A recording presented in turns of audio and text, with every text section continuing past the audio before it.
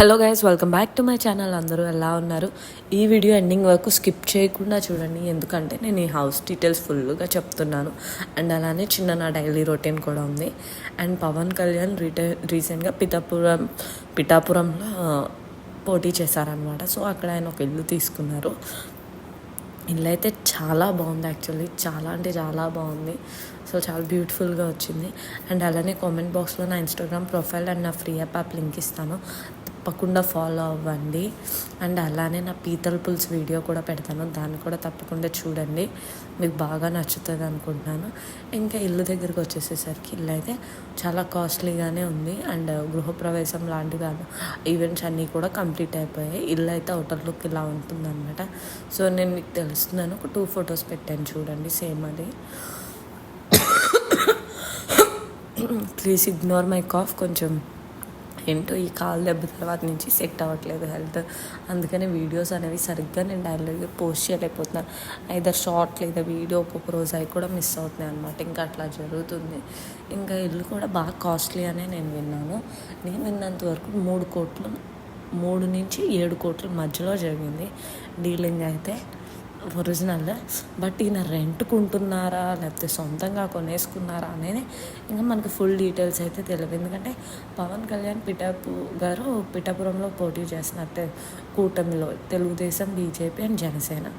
So ఈ విషయంగా నాకు తెలిస్తే నేను మీకు తప్పకుండా అప్డేట్ చేస్తాను. కామెంట్ బాక్స్లో ఉన్న లింక్స్ విజిట్ అవ్వటం మర్చిపోకండి. ఇంకా డైలీ రొటీన్కి వచ్చేసరికి కొంచెం కరివేపాకు, 3 పచ్చిమిరపకాయలు, 3 ఉల్లిపాయలు, అండ్ అలానే ఫ్రోజన్లో చేసేస్తాం అనమాట. ఇలా మామిడికాయ ముక్కలు సీజన్ ఉన్నప్పుడు కోసేసుకుని మీకు ఈ ఐస్ ముక్క వచ్చింది కదా, చూపిద్దామని ఎలా ఉందో చూసి ఐస్. ఇంకా అరటికాయలేమో ఒక 2. ఇందులో ఏంటంటే పులుసు అనమాట, అరటికాయ మామిడికాయ పులుసు. నేను యాక్చువల్లీ ములక్కాడలు కట్ చేయలేదు, మర్చిపోయాను. లాస్ట్లో తెచ్చి కట్ చేస్తాను. స్టవ్ వెలిగించేసాను. నేను ప్రజెంట్ అయితే గ్రౌండ్ నెట్ ఆయిల్ వాడుతున్నాను. ఎవరైనా ఆయిల్ వాడే వాళ్ళకి నా తరపు నుంచి ఒక సజెషన్, అస్తమానం ఒకే ఆయిల్ మారద్దు, షిఫ్ట్ చేస్తూ వాడండి. ఒక రకం కొన్ని రోజులు అది, కొన్ని రోజులు ఇది. రైస్ రిచ్ సన్ఫ్లవర్ అలా అన్నమాట. జీలకర్ర కొంచెం ఎక్కువే పడిపోయింది. నేను ఫోన్ ఉండటం వల్ల చేతిలో తిప్పాను, కొంచెం ఎక్కువ పడిపోయింది. బట్ టేస్ట్ కూడా జీలకర్ర పొడి బదులు నేను రా జీలకర్ర వేస్తాను, ఎందుకంటే చిట్పట్లు ఆడుతుంది కదా.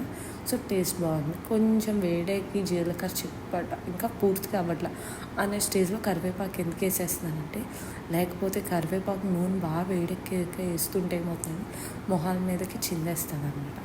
సో అందుకని ఇప్పుడు ఇలా చిట్టుపట్లు ఆడినా సరే కరివేపాకు మొహం మీద ఉండదు, బట్ ఫ్లేవర్ అనేది దిగుతుంది.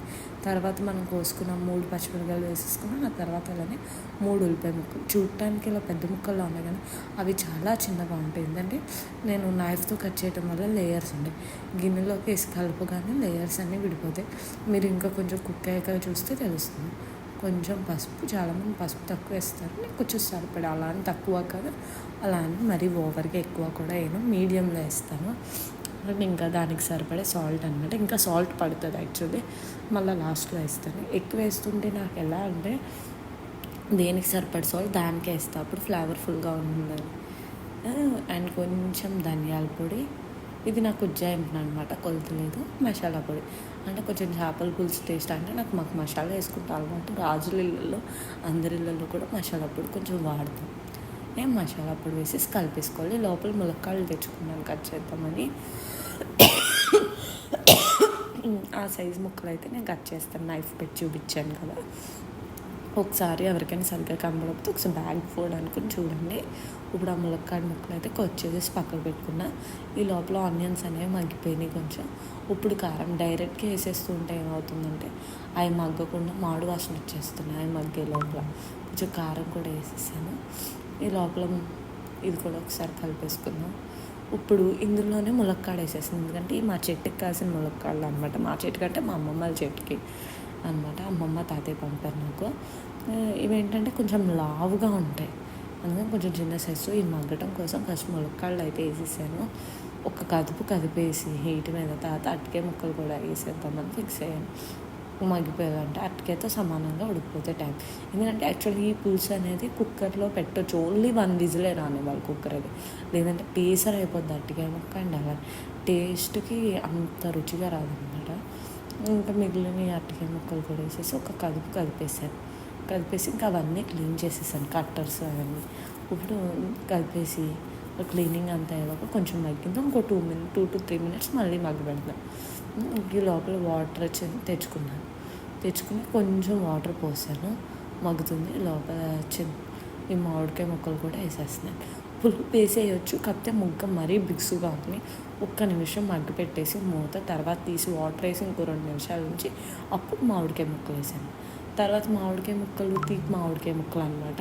పులుపున ఆ పులుపు యాక్చువల్లీ సరిపోదు, సో పులుసు కాబట్టి ఇంకొంచెం చింతపండు నేనైతే కలిపేసాను అనమాట. నేను ఎక్కువ గిన్నెలు చేయను, ఒక గిన్నెనే అన్నిటికి వాడేస్తూ ఉంటాను, ఎందుకంటే వాష్ చేసుకోవాలి కదా మనమే.